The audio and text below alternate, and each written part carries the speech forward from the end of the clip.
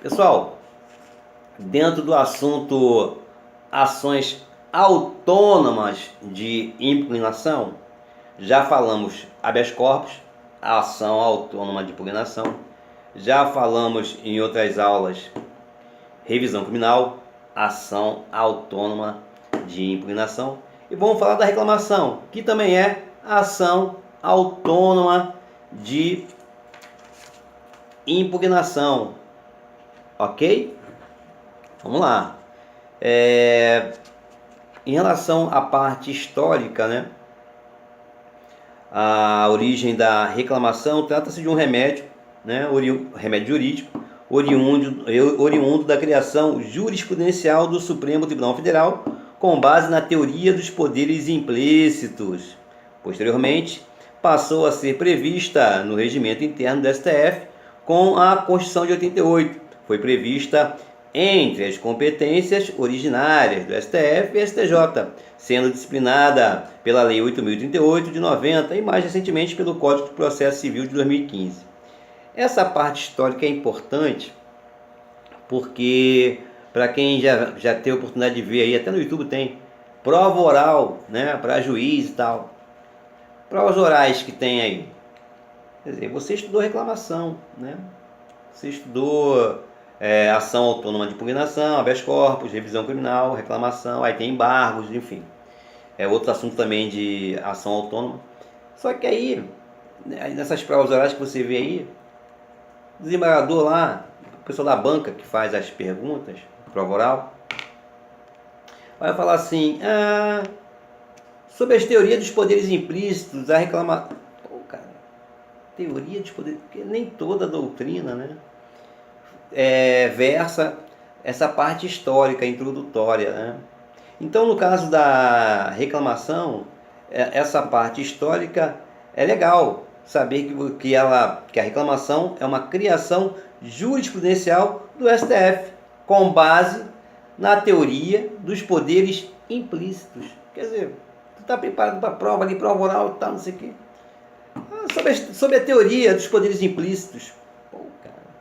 A reclamação, aí tu já, cara, quando o cara começa um texto, tu já não sabe o que ele está falando, teoria dos poderes implícitos, aí ele tá continuando a falar, tu tá aqui, ó, teoria dos poderes implícitos, teoria, né, tu fica aqui escaneando, né, teu HD interno no teu cérebro, você parou ali, teoria dos poderes implícitos, né, aí, para efeito de conhecimento, vale a pena pesquisar, teoria dos poderes implícitos, tá?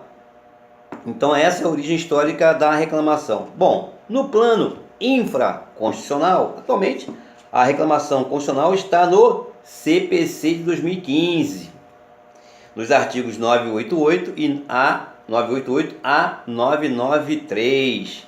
Tá? Embora a reclamação constitucional seja definida como, abre aspas, Instituto de Direito Processual Civil, fecha aspas, né? As regras do novo Código de Processo Civil também se aplicam aos casos de reclamação no âmbito do processo penal, especificamente, né? Com relação à reclamação constitucional, o seu regramento encontra-se no Regulamento Interno do STF, artigo 156 a 162, e no Regulamento Interno do STJ, artigo 187 a 192. Tá? Beleza. Bom, o problema da desobediência dos pronunciamentos judiciais não é exclusivo dos tribunais superiores, podendo ocorrer igualmente o desacato dos pronunciamentos emanados do TJ, dos TRFs, né, pelos órgãos judiciários de primeiro grau. Bom, além disso, a reclamação é prevista também em regimento interno dos tribunais de justiça e nos TRFs, tribunais regionais federais. O mesmo se diga quanto à usurpação de competência dos tribunais locais pelos magistrados de primeiro grau, quando, por exemplo, proferirem decisões envolvendo acusados detentores de foro por prerrogativa de função nos tribunais locais. Tá? Diante de tais situações, leis locais passaram a prever a reclamação no âmbito dos tribunais de justiça, examinando a previsão inserida na Constituição do Ceará. O STF decidiu que, abre aspas, a adoção desse instrumento pelos Estados-membros, além de estar em sintonia com o princípio da simetria, está em consonância com o princípio da efetividade das decisões judiciais. Fecha aspas. Bom, por outro lado, negou que o veículo normativo de aplicação do princípio da simetria para a criação da reclamação possa ser o regimento interno do tribunal. Por outro lado, negou que o veículo normativo de aplicação do princípio da simetria para a criação da reclamação possa ser o regimento interno do tribunal. A grande utilidade da reclamação constitucional é ser um meio de controle rápido das decisões judiciárias, sem necessidade de se observar rigorosamente a ordem dos graus hierárquicos da jurisdição. Ou, como asseverou o STF, abre aspas, a reclamação constitui instrumento que, aplicado no âmbito dos Estados-membros, tem como objetivo evitar, no caso de ofensa à autoridade de um julgado, o caminho tortuoso e demorado dos recursos previstos na legislação processual, inegavelmente inconvenientes, quando já se tem à parte uma decisão definitiva. Fecha aspas. Vamos partir agora para a natureza jurídica da reclamação. A reclamação constitucional é medida judicial para que os tribunais façam cumprir as suas decisões, a sua jurisprudência consolidada ou preservem a sua competência. Dos mais tormentosos é a definição da natureza jurídica da reclamação constitucional, a corrente que lhe atribui a natureza de ação. Outros a consideram recurso ou sucedâneo recursal. Para o doutrinador Orozimbo Nonato, seria um remédio incomum, atípico, né? Muniz de Aragão simplesmente tratava como incidente processual. Já Frederico Marques definia a reclamação como, abre aspas, medida de direito processual constitucional.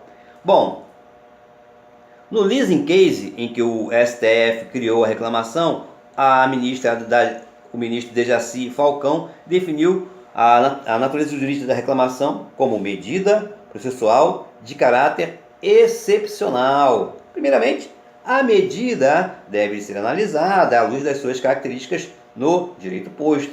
Não há uma natureza jurídica da reclamação em si que transcenda os limites traçados pelo direito posto. De acordo com o regime legal da reclamação, é que se deverá analisar a natureza do instituto. A primeira questão diz respeito à sua natureza administrativa ou jurisprudencial. Não se pode ver na reclamação constitucional uma medida administrativa. Seu caráter jurisdicional parece inegável.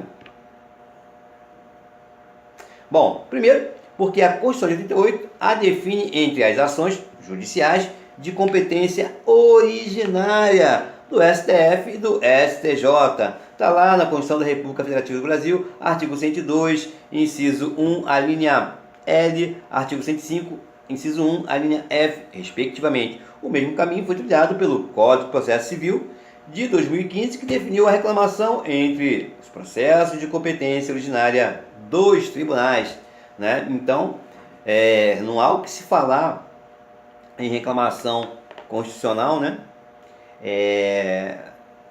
Juiz de primeira instância, monocrático, juiz singular, não existe. Além disso, é inegável que a reclamação constitucional se presta para corrigir atos de outros poderes, em especial de autoridades administrativas, isto é, poder executivo. Justamente por isso, não pode ser ela uma medida administrativa adotada no âmbito do Poder Judiciário. Por isso, Ribeiro Dantas, doutrinador, afirma tratar-se de, abre aspas, de mais um desdobramento da regra dos freios e contrapesos, sendo possível, portanto, essa interferência. Certo é que tal atividade não caracteriza medida administrativa, pois a administração só pode ser exercida internamente apenas, isto é, por cada poder em si próprio. Fecha aspas. Nos casos mais comuns em que a reclamação é utilizada para atacar ato jurisdicional praticado por um juiz ou tribunal inferior, que no exercício da jurisdição desobedece à decisão ou usurpa a competência do Tribunal Superior ao acolher a reclamação, abre aspas, o tribunal cassará a decisão exorbitante de seu julgado. CPC, Código de Processo Civil, artigo 992. E, como explica Dinamarca, o doutrinador, cassar uma decisão é típica atividade jurisdicional, sendo um absurdo pensar em medidas puramente administrativas capazes de banir a eficácia de atos de exercício da jurisdição. Afirmando o seu caráter jurisdicional, é de se analisar se a reclamação é uma ação, um recurso ou incidente processual. Difícil conceituar a reclamação como recurso, como explica Grinover, processualista. Abre aspas, a posição que vê a reclamação como um recurso não leva em conta aquela que visa garantir a autoridade da decisão, porque esta, letra A, não visa impugnar uma decisão, mas justamente assegurá-la. No caso, a reclamação. Letra B, não é utilizada antes da preclusão, mas, ao contrário, depois do trânsito em julgado da decisão que quer preservar. Letra C, não se faz na mesma relação processual, mas depois que esta relação processual se encerrou. Letra D, não objetiva reformar, invalidar, esclarecer ou integrar uma decisão, mas sim garantir a autoridade de uma decisão cujo conteúdo se quer justamente assegurar. Bom, reclamação é quando não existe o cumprimento, né? Ou seja, você vai reclamar um não cumprimento de uma sentença, de uma decisão. Realmente, no recurso, o que se busca é reformar ou invalidar uma decisão. Já na reclamação, almeja-se o contrário, isto é, o que se busca na reclamação é o reforço de uma decisão já proferida pelo Tribunal Superior. Ou, no caso de usurpação da competência, o que se busca não é a reforma ou mesmo a invalidação para que o outro ato seja proferido pelo mesmo julgador. Por isso que não pode ter esse entendimento de recurso, ok? Quer-se o não ato, ou seja, que é o cumprimento da decisão. Isto é, que quem decidiu não decida que o que foi decidido seja eliminado do mundo jurídico para que outro órgão possa decidir. Não se está, portanto, diante de um mero caso de erro improcedendo, em que se postula a prática de um novo ato, desta feita apto ou correto, pelo mesmo órgão. O que se alega é que o órgão que decidiu não poderia tê-lo feito. Não é um pedido de cassação e nova decisão, mas de cassação toute courte, tá? Um termo em francês, eu acho. Além disso, há outros aspectos da teoria geral dos recursos que é faltante na reclamação, por isso que ela não pode ser considerada como recurso, né? A reclamação não está sujeita a prazo. Seria, pois, um recurso que jamais poderia ser intempestivo, o que é algo completamente estranho à sistemática recursal, né? Por outro lado, não é necessário que haja sucumbência. Quer no caso de desrespeito à decisão judicial, quer na hipótese de usurpação de competência, nada impede que a parte que aparentemente seja beneficiada pela decisão exorbitante interponha a reclamação constitucional. A reclamação não depende da derrota, resultando bem ao revés da vitória do reclamante em decisão prévia, que lhe fora favorável e ele deseja efetivamente cumprida, ou, independentemente de sua vitória ou derrota, seja preservada a competência do tribunal. Seria, portanto, um recurso sem interesse recursal. Prevalece corretamente o entendimento de que a reclamação tem natureza de ação, ok? Sendo tal posição reforçada pela disciplina que o Instituto recebeu no novo Código de Processo Civil, acompanhando a evolução jurisprudencial e do direito posto. Parece inegável reconhecer que a reclamação tem natureza de uma ação constitucional atualmente disciplinada pelo Código de Processo Civil. Diante dessa nova sistemática, não é correto classificar a reclamação como mera manifestação do direito de petição. Isso porque, na prática, tem-se exigido para o conhecimento das reclamações requisitos de admissibilidade e estranhos aos simples casos de manifestação do direito de petição. Primeiro, nos casos de exercício de direito de petição, não se exige o pagamento de custas, o que é necessário na reclamação, pagamento de custas. 2. No caso de direito de petição, não é necessária a observância de procedimento previsto em lei. 3. Para o exercício do direito de petição, não se exige o cumprimento de condições da ação e pressupostos processuais, o que tem sido exigido pelo STF e STJ. 4. Especificamente com relação aos pressupostos processuais, no caso de direito de petição, não se exige capacidade postulatória, enquanto que na reclamação tem-se exigido a representação por advogado.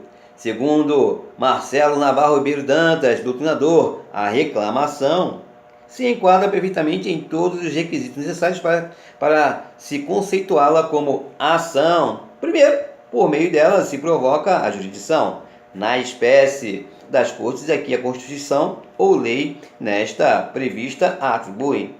Número 2, através dela se faz um pedido de tutela jurisdicional, o de uma decisão que preserve a competência da corte a qual esteja sendo usurpada por outro tribunal ou juízo inferior, ou que imponha o cumprimento de decisão daquela que não esteja sendo devidamente obedecida. Terceiro, contém uma lide consoante já afirmado em itens anteriores, o conflito entre quem deseja manter a competência da corte, do tribunal que fez o julgado, de um lado, resistido por quem persiste em invalidá-la, do outro. Daí que vem você reclamar, né? Ou entre o que pretende ser o decisão daquela integralmente cumprido, de uma banda enfrentando a resistência da outra, por parte de quem tema em não obedecê-lo. Bom, a mais, na dinâmica processual, ou melhor, procedimental, a reclamação sujeita-se a um juízo de admissibilidade, no qual são analisados pressupostos processuais ou requisitos, processuais de validade, com ênfase para a capacidade postulatória, a aptidão da petição inicial, bem como as condições da ação. Somente se estiverem satisfeitos tais requisitos, capacidade postulatória, a aptidão da petição e condição da ação, requisitos ou pressupostos de admissibilidade do julgamento do mérito, é que o tribunal examinará o tema de fundo da reclamação, sendo que o acórdão que decidiu o mérito será cobertado pela coisa julgada material. Não se trata, contudo, diferentemente de outras ações, como o habeas corpus, o mandado de segurança e o habeas data, de um remédio constitucional com natureza de garantia fundamental do indivíduo para a tutela de algum direito constitucional. A reclamação é muito mais um instrumento voltado à tutela das decisões da competência dos tribunais do que da proteção dos direitos subjetivos das partes. É evidente que isso não impede que, reflexamente, ao ser manejada por quem seja parte em um processo para fazer cumprir uma decisão prévia de um tribunal que está sendo desrespeitada, ou mesmo para evitar a usurpação da competência de um tribunal, a reclamação imediatamente tutela o direito da parte, fazendo cessar os efeitos de uma decisão judicial que lhe causa gravame. Bom, contra tais posições, manifesta-se Ada Pellegrini Vinover, a nossa ilustre doutrinadora de teoria geral do processo, ao menos no que se refere à reclamação para garantir a autoridade de decisão dos tribunais, abre aspas, difícil também aceitar completamente a natureza jurídica de ação com relação à mesma reclamação, voltada a garantir a autoridade da decisão, uma vez que o direito de ação ativa a jurisdição e tem como conteúdo o direito ao processo assegurado às partes as garantias do devido processo legal e, notadamente, o contraditório. Ao invés disso, nesta modalidade de reclamação, não se pretende que o Estado exerça a jurisdição, até porque a prestação jurisdicional já foi obtida, cuidando-se apenas de assegurar a eficácia do provimento definitivo que a concedeu, né? E muito menos se poderia cogitar de assegurar aos interessados, através dessa modalidade de reclamação, a reabertura da discussão contraditória que precedeu tal provimento, muito embora o artigo 15 da Lei 8.038 de 90 preveja a eventual impugnação por qualquer interessado do pedido do reclamante. Bom, com base em tais premissas, conclui a nossa ilustre Ada Pellegrini Grinove, uma querida, a providência em questão constitui uma garantia especial que pode ser subsumida na cláusula constitucional que assegura o direito de petição aos poderes públicos em defesa de direito ou contra a ilegalidade ou abuso de poder. Constituição da República Federativa do Brasil, estou com tempo ainda, artigo 5º, inciso 34, a linha A. Deixa eu ver aqui. Estou com um tempinho aqui ainda. Vamos lá. Tutela jurisdicional. A natureza da tutela jurisdicional prestada na reclamação irá variar conforme a situação a ser tutelada e principalmente o fundamento invocado na petição inicial. Bom, a concessão da reclamação poderá gerar tutela meramente declaratória. Por exemplo, declara extinta a punibilidade de eventual crime ambiental praticado por pessoa jurídica. Bom, pode ser também, ao invés de ser declarativa, como acabei de falar, constitutiva. Exemplo, quando reconhece o direito da vítima de ser admitida como assistente de acusação. Pode ser também constitutiva negativa. Exemplo, quando revoga o sequestro de bens porque demonstra a origem lícita dos mesmos. Ou também pode ser uma tutela meramente mandamental. Exemplo, em razão de inépcia da denúncia, determina o chamado trancamento da ação penal movida contra a pessoa jurídica. A reclamação que tem por fundamento rechaçar o ato do juiz ou de tribunal inferior que usurpe a competência de tribunal superior terá natureza constitutiva negativa. Ok? Já dei o exemplo aqui acima de constitutiva negativa. Exemplo, quando revoga o sequestro de bens porque está demonstrada a origem lícita dos mesmos.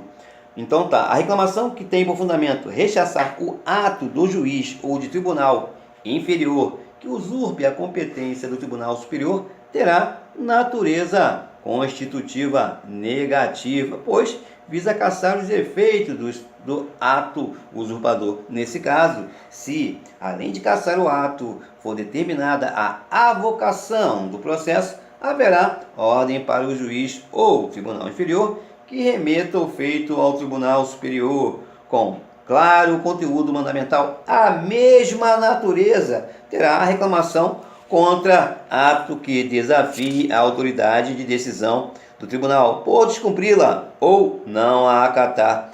Ao cassar tal decisão, tolhendo seus efeitos jurídicos, estará o tribunal a desconstituí-la. Bom, no caso de reclamação que rechaça o ato do juiz ou tribunal inferior por ter retardado a cognição do tribunal superior em matéria que seria de sua competência, haverá tutela mandamental. Ele vai pedir na questão qual o tipo, vai te dar um caso concreto, né?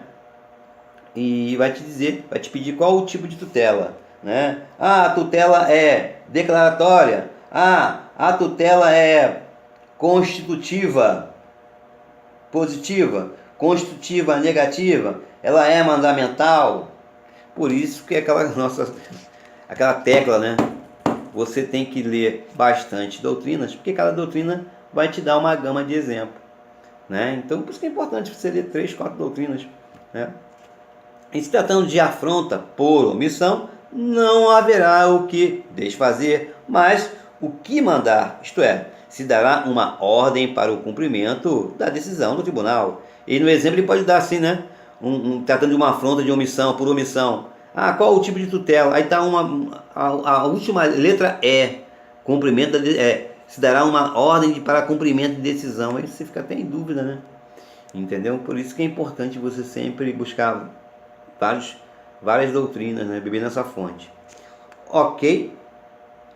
Bom, em se tratando de afronta por omissão, não haverá o que se desfazer, mas o que mandar, isto é, se dará uma ordem para o cumprimento da decisão do tribunal.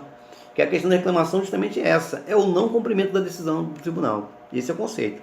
Também terá conteúdo mandamental a determinação de realização de qualquer providência para dar cumprimento à decisão. A parte final do artigo 992 do Código de Processo Civil dispõe que, julgando procedente a reclamação, o tribunal determinará a medida adequada à solução da controvérsia.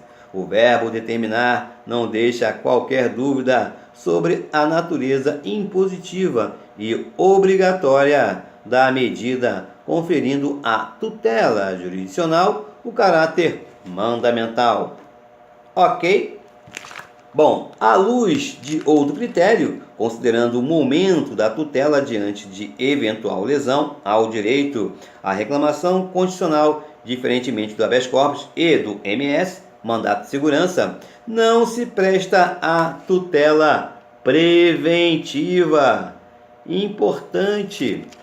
Não é possível, por meio da reclamação, evitar o risco de dano decorrente de uma potencial usurpação da competência do tribunal ou de um provável desrespeito a uma decisão por ele, tribunal, já tomada. Trata-se, pois, de ação constitucional que somente se presta à tutela sancionatória, revisão constitucional.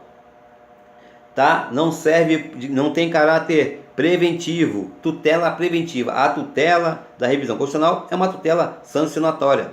Traduzindo, que se opera após a lesão já consumada, não sendo possível o emprego da reclamação com vista à obtenção de tutelas preventivas que pode ser empregada antes da violação do direito ou, mais precisamente, à vista de sinais inequívocos de iminência desta. Para que seja necessária, configurando um aspecto do interesse de agir, impõe-se a demonstração da efetiva configuração do desrespeito, ou seja, já aconteceu a violação, a julgamento emanado do Supremo Tribunal Federal ou de outro tribunal, ou seja, configuração do desrespeito da decisão. Ok? Bom, para que seja necessária configurando um dos aspectos do interesse de agir, impõe a demonstração da efetiva configuração de desrespeito a julgamento emanado do STF ou de qualquer outro tribunal. Né? Tribunal, não é juiz singular de primeiro grau monocrático.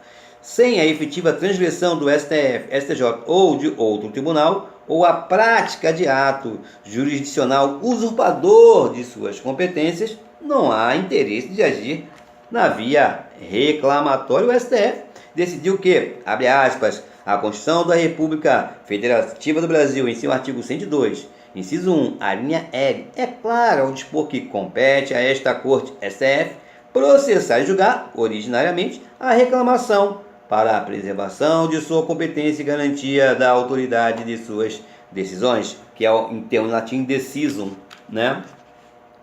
É certo que o ajuizamento da reclamação pressupõe a existência de um ato que usurpe a competência do STF ou que viole a autoridade de alguma de suas decisões que possua efeito vinculante e que não foi cumprido. Assim, não há que se falar em reclamação preventiva, entendimento do STF. No próximo vídeo, na segunda parte, vou falar sobre as condições da ação, interesse de agir, não cabimento por vedação legal e por aí vai. Até breve.